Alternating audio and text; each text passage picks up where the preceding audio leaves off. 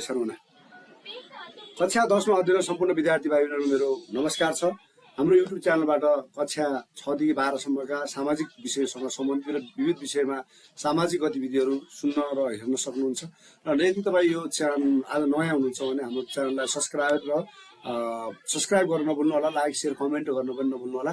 म आज सामाजिक अध्ययन कक्षा 10 को एकाइ 2 मा छु। एकाइ 2 विकासका पूर्वाधार अन्तर्गतमा आज हामी एकाइ 2 को विकासका पूर्वाधार अन्तर्गतमा हामी के गर्छौं त भन्दा पाठ 1 मा जान्छौं। पाठ 1 मा मानव विकास सूचाङ्क भन्ने छ।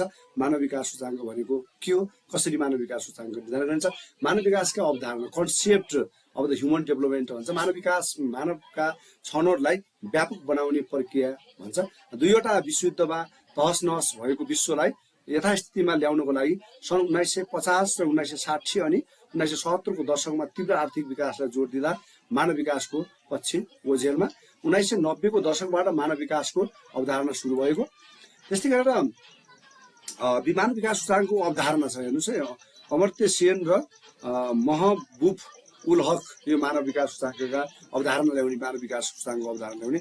मानव विकास सूचाङ्क कुनै पनि देश वा क्षेत्रको मानवको जीवनको अपेक्षित आयु, शिक्षा र आयु सूचकको समग्र तथ्याङ्क।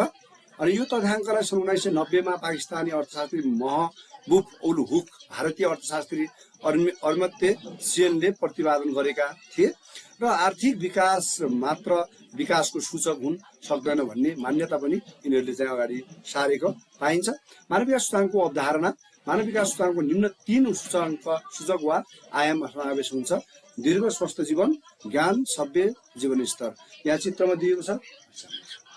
चित्रमा दिए जस्तै गरेर हामीले यो गर्न सक्छौं। र अर्को दोस्रो कुरा के रह्यो भने मानव विकासका 4 श्रेणीहरू छन् है। निम्न मानव विकास भनेको कम आयु भएका 0 देखि 549 सम्म, 0.549 सम्म। र मध्यम मानव विकास भनेको 550 देखि 649। उच्च मानव विकास भनेको 700 देखि 749। र अति उच्च मानव भनेको 800 देखि 1 सम्मको अङ्क प्राप्त गर्यो भने उच्च मानव विकास सूचाङ्क मानिन्छ। मानव विकास सूचाङ्क गणना गर्ने तरिका के हो त भन्दा मानव विकास सूचाङ्कसँग निकाल्न केही सूचकहरू र तिनको मापन तथ्याङ्क गर्नु आवश्यक पर्दछ। र यस्ता सूचकहरूको अधिकतम र न्यूनतम मापन निर्धारण गरिएको हुन्छ। यी ती सूचक र मान निम्न तालिका उल्लेख गरिएको छ। आयाम, स्वास्थ्य आयाम, औसत आयु 85 वर्ष, न्यूनतम मान 20। शिक्षामा आए अपेक्षित विद्यालय वर्ष 18, 0 न्यूनतम आयु। औसत विद्यालय वर्ष 15, आयु 0।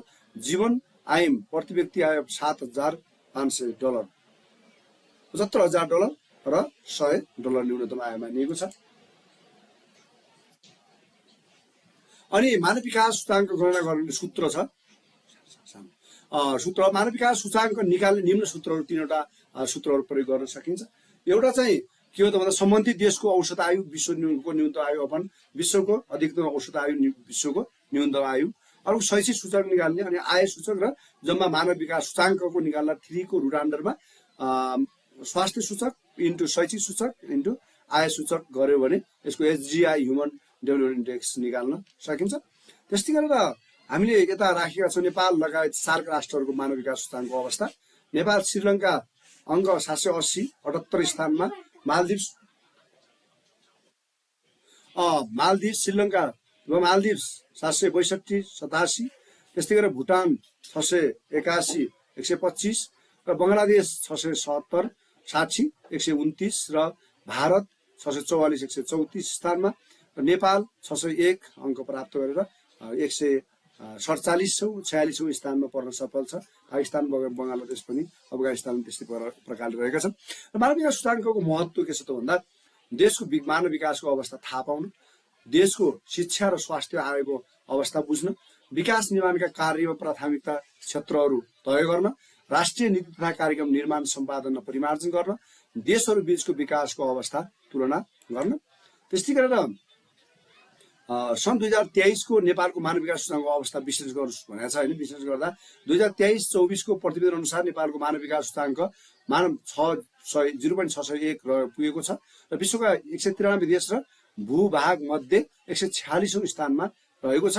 नेपालको मध्यम मानव विकास श्रेणी छ, 0.550 देखि 649 बीचको श्रेणी हो, वर्गमा परेको छ।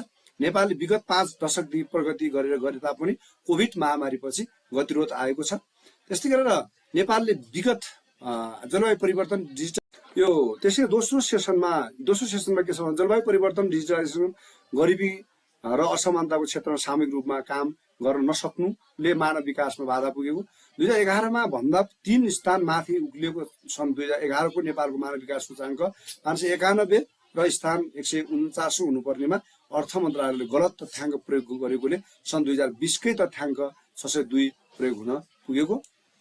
त्यस्तै गरेर अब योसँग सम्बन्धित कुराहरू के छ भन्दा नेपाल मानव विकासका चुनौतीहरू निशुल्क स्वास्थ्य शिक्षा रोजगारी सम्बन्धी अधिकार प्रदान गर्ने क्षमता राष्ट्रसँग नहुनु, घाँस बाँस कपास नै पहिलो प्राथमिक भएकोले मानव विकासको मुद्दा ओझेलमा पर्नु, दिगो विकासले राखेका लक्ष्य प्राप्त गर्ने यथेष्ट स्रोत साधन नहुनु, स्रोत साधनमा सबै जनताको पहुँच नपुग्नु, विभेद वञ्चितकरणमा परेका सीमान्तकृत समुदाय सामाजिक न्याय र राष्ट्रिय मूल प्रभावीकरणमा सम्प्रभावकारी रूपमा नहुनु, औद्योगिक क्षेत्रमा पर्याप्त लगानी नहुनु जसले गर्दा रोजगारीका अवसरहरू सिर्जना नहुनु, व्यावसायिक र सिपमूलक शिक्षाको सुनिश्चित गर्न नसक्नु याद कारणले गर्दा चुनौतीहरू रहेका छन्। नेपालको मानव विकास अवस्था सुधार्ने उपाय के गर्न सकिन्छ भन्दा यहाँ चित्रमा दिएको छ। यस्तो विकास शिक्षाको विकासमा जोड दिनु पर्यो, सबभन्दा पहिला स्वास्थ्य क्षेत्रको विकासमा जोड दिनु पर्यो, त्यसरी आम्दानीमा वृद्धि गर्नु पर्यो, सुशासन र जनचेतनाको अनिवार्य चाहिँ हुनुपर्ने हुन्छ।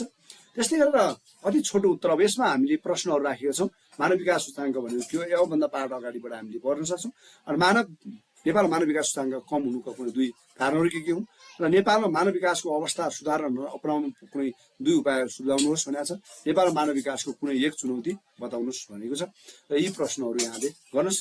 यो लेखन अभ्यासको लागि यी प्रश्नहरू राखेको 3वटा प्रश्न छन् र यसपछि हामी यो प्रश्नपछि दोस्रो पाठमा दिगो विकासको अवधारणातिर जानेछौँ। भोलिको लागि भन्दै आजलाई बिदा हुन्छु। हस्त धन्यवाद, नमस्ते। हाम्रो युट्युब च्यानलमा जोडिएर सहयोग गर्नुभएकोमा यहाँहरूलाई पुनः पनि म धन्यवाद दिन